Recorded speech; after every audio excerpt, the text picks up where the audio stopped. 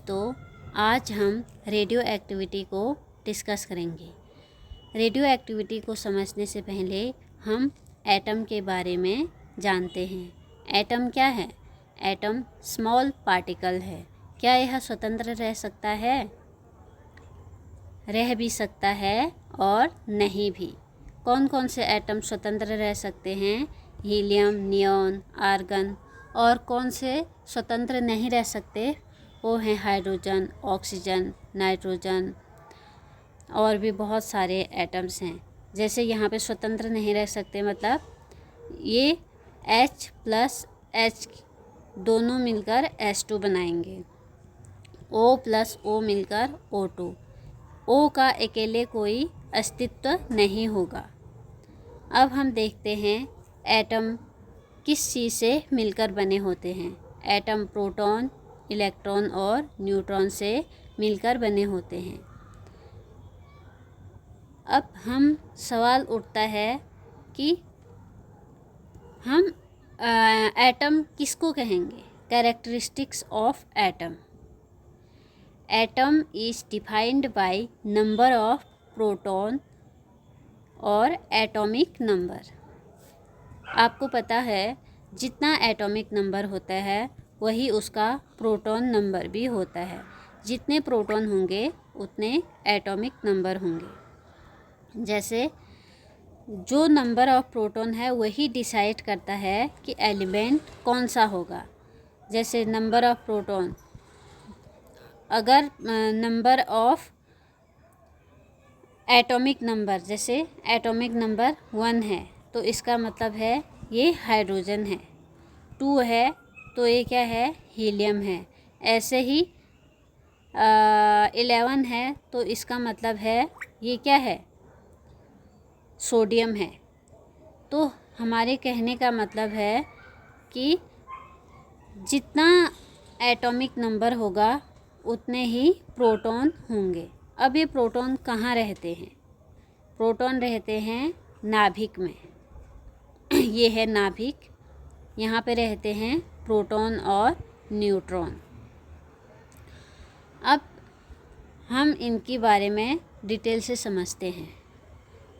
Mass of atom, एक atom है उसका कोई भार होगा तो उसका क्या भार होगा, उसका वेट क्या है उसको हम देखते हैं। यहाँ पे पार्टिकल का नाम लिखा है, यहाँ पर द्रव्यमान लिखा है। ठीक है। प्रोटॉन का मास 1.672 इंटू 10⁻⁻27। न्यूट्रॉन का उससे थोड़ा सा ज़्यादा है, 75 है। यहाँ बराबर है, यहाँ पे 75। रिलेटिव मास जो है दोनों का 1:1 आएगा। रिलेटिव मास कैसे निकालेंगे? Number of proton, number of neutron, 1/1 कितना आता है? 1। फिर इलेक्ट्रॉन का थोड़ा सा कम है, यहाँ -27 है, यहाँ -31। इसका मतलब ये कम है, माइनस में आ रहा है ना, बड़ी संख्या माइनस में है, इसका मतलब ये इससे कम है। तो इसका जो द्रव्यमान आता है वो बहुत ज़्यादा कम आता है। ये बहुत छोटे कण होते हैं इसलिए बहुत इनको AMU के रूप में लिखा जाता है। AMU मतलब एटॉमिक मास यूनिट। इसका फुल फॉर्म है एटॉमिक मास यूनिट। अब इलेक्ट्रॉन का जो रिलेटिव मास होता है वो क्या होता है? ये है रिलेटिव मास। ऐसे निकालेंगे ना, मास ऑफ प्रोटॉन, प्रोटॉन और न्यूट्रॉन का क्योंकि लगभग बराबर है तो हमने मास ऑफ प्रोटॉन ले रखा है, और मास ऑफ इलेक्ट्रॉन, इन दोनों को डिवाइड करके लगभग इतना आता है। तो हम कह सकते हैं कि इलेक्ट्रॉन का मास प्रोटॉन से इतना गुना कम है, तो हम इसको नगण्य समझते हैं, नेग्लेक्ट कर देते हैं इलेक्ट्रॉन के मास को, क्योंकि प्रोटॉन इतना बड़ा है और इलेक्ट्रॉन इतना छोटा है, तो हम इस बिंदु को नेग्लेक्ट करते हैं। ऐसे उदाहरण से समझ सकते हैं। अब हम देखेंगे mass number of atom, atom का मास नंबर कैसे निकालेंगे। एटम का मास निकालने के लिए हम प्रोटॉन और न्यूट्रॉन को लेते हैं, क्योंकि एटम के नाभिक में प्रोटॉन और न्यूट्रॉन ही रहते हैं और इन्हीं के संख्या से एटम का मास निकलता है। Mass of proton plus mass of neutron से कितना होता है। मास प्रोटॉन का ये 1.007 AMU और न्यूट्रॉन का 1.008 AMU। अब देखिए, न्यूट्रॉन का मास ज़्यादा है प्रोटॉन से। ऐसा क्यों है? क्योंकि जो न्यूट्रॉन होता है, न्यूट्रॉन प्रोटॉन से भारी होता है। इसी कारण न्यूट्रॉन टूटकर प्रोटॉन और इलेक्ट्रॉन बना देता है। यहाँ पे देखिए, ये भारी है तो ये क्या करता है, टूट कर क्या बनाता है, न्यूट्रॉन टूटकर प्रोटॉन और इलेक्ट्रॉन बना देता है। अब देखो, हमने एटम का मास देख लिया, प्रोटॉन और न्यूट्रॉन की संख्या को हम एटॉमिक मास कहते हैं। अब atom is defined by number of protons. जितने नंबर ऑफ प्रोटॉन होंगे उसके हिसाब से हम परिभाषित करेंगे एटम को। जैसे नंबर ऑफ प्रोटॉन जितने हैं, एटॉमिक नंबर, जितने प्रोटॉन होंगे उतने ही एटॉमिक नंबर होंगे। अब न्यूट्रॉन की संख्या निकालनी है तो हम क्या करेंगे, जैसे यहाँ पे देखो, अगर हमें Z11 दे रखा है तो ये कौन सा एलिमेंट होगा, ये सोडियम होगा, क्योंकि इसका एटॉमिक नंबर 11 है। एटॉमिक नंबर 11 है, इसमें कितने प्रोटॉन होंगे, 11 ही प्रोटॉन होंगे। ये नाभिक में रहते हैं। अब यहाँ पे देखिए, नंबर ऑफ न्यूट्रॉन कैसे निकालेंगे। प्रोटॉन तो जितने एटॉमिक नंबर होंगे उतने ही प्रोटॉन भी होंगे, तो neutron atomic mass minus atomic number, ठीक है। और इसको लिखने का तरीका यहाँ पे बताया है, परमाणु को लिखने का तरीका। एक परमाणु है X, ठीक है, उसके परमाणु क्रमांक को हम Z से दिखाएंगे और मास को A से, मास एटॉमिक मास A से और एटॉमिक नंबर Z से। अब कोई परमाणु है X, ठीक है, हमको पता नहीं है कि क्या है, इसका जो एटॉमिक नंबर है वो 18 है और इसका मास जो है 40 है।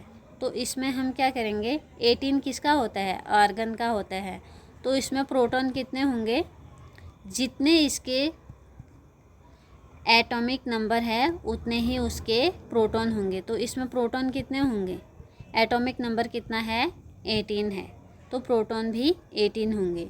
अब नंबर ऑफ न्यूट्रॉन, न्यूट्रॉन को निकालने के लिए हम एटॉमिक मास में से एटॉमिक नंबर को घटाएंगे। एटॉमिक मास कितना है, 40, और नंबर एटॉमिक नंबर 18, तो कितने आ गए न्यूट्रॉन, 22। अब देखो, नंबर ऑफ प्रोटॉन क्या होता है, फॉर्मूला है नंबर ऑफ प्रोटॉन, जितने एटॉमिक नंबर होंगे वही उसका, जितने प्रोटॉन होंगे उतने ही एटॉमिक नंबर हैं। देखिए यहाँ पे देखो, एटॉमिक नंबर क्या है, 18 है, तो इसमें प्रोटॉन कितने होंगे, 18 ही होंगे, क्योंकि प्रोटॉन बराबर जितने होते हैं एटॉमिक नंबर, जितना एटॉमिक नंबर उतने प्रोटॉन, जितने प्रोटॉन उतने एटॉमिक नंबर, इस तरह से देख सकते हैं। और नंबर ऑफ़ इलेक्ट्रॉन निकालना है तो नंबर ऑफ़ इलेक्ट्रॉन जो है इसमें 18 हैं, लेकिन इलेक्ट्रॉनों की संख्या कम या ज़्यादा हो सकती है। न्यूट्रल एटम है तो जितने प्रोटॉन हैं उतने ही इलेक्ट्रॉन भी होंगे न्यूट्रल वाले में। जैसे एल्युमिनियम है, 13 होता है इसका एटॉमिक नंबर, तो प्रोटॉन 13 हैं और इलेक्ट्रॉन भी 13 होंगे। लेकिन Al3 पॉजिटिव करेंगे तो इसमें क्या हो जाएगा,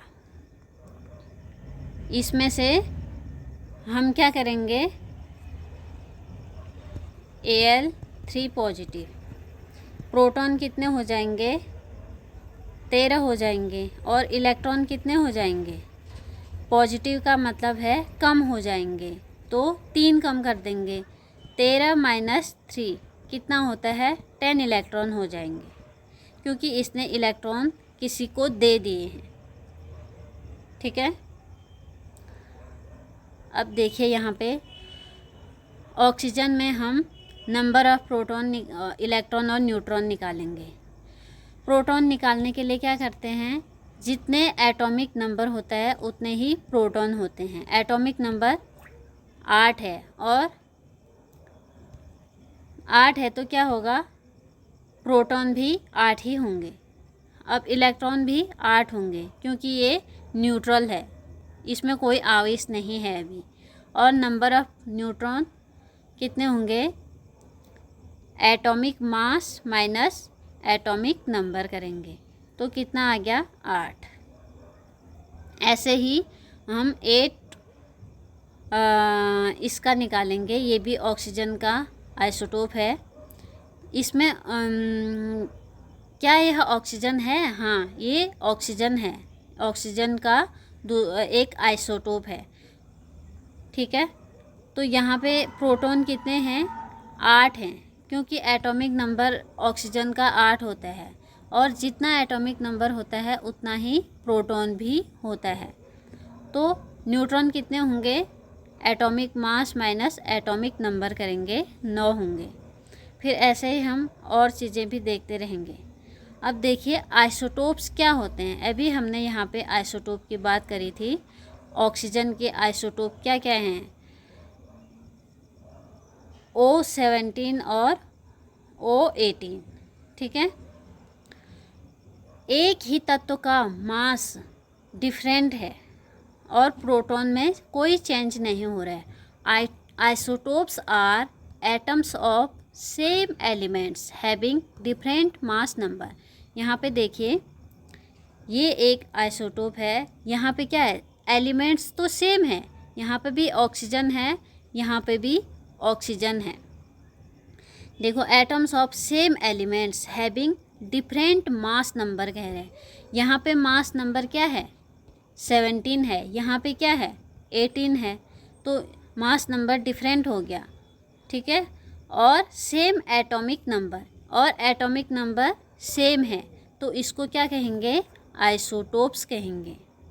ये एक ही तत्व का मास, एक तत्व है ऑक्सीजन है, उसका मास एक जगह क्या है, 17 है, एक जगह 18 है।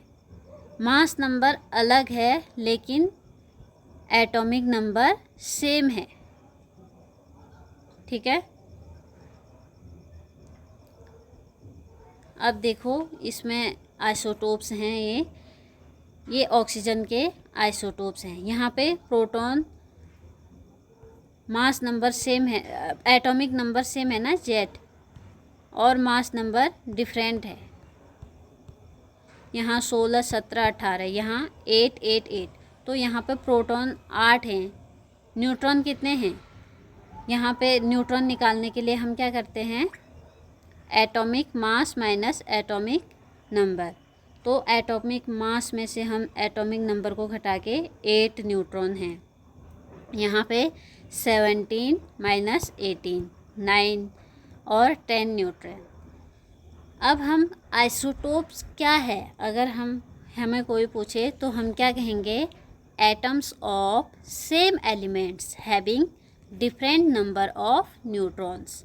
हम ऐसा भी कह सकते हैं कि एटम्स एक समान एटम है, एटम तो सेम है लेकिन उसके जो डिफरेंट न्यूट्रॉन्स हैं वो अलग अलग हैं। देखो सिंपल सी बात, आइसोटोप्स क्या है, same element but different atomic mass या फिर डिफरेंट न्यूट्रॉन्स, इसको कहेंगे आइसोटोप्स।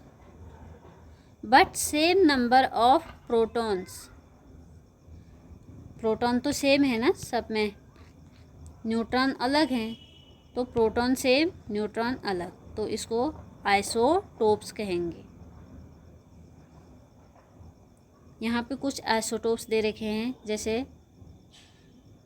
हाइड्रोजन के आइसोटोप क्या क्या होते हैं, protium 1H1, deuterium 1S2, tritium 1S3।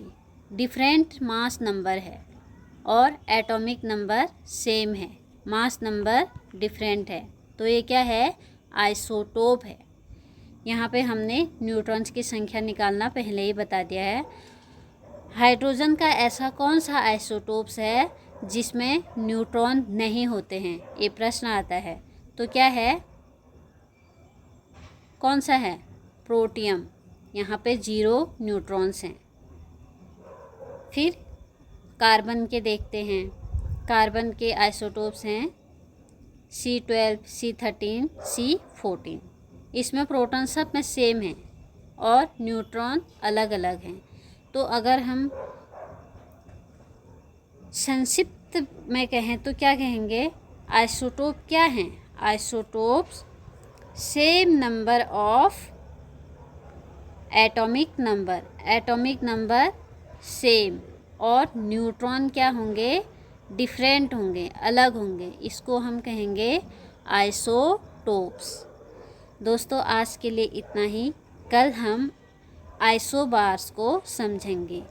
Radio activity को समझने के लिए हमें एटम्स का स्ट्रक्चर और इन आइसोटोप्स, आइसोबार के बारे में जानकारी होना बहुत ज़रूरी है।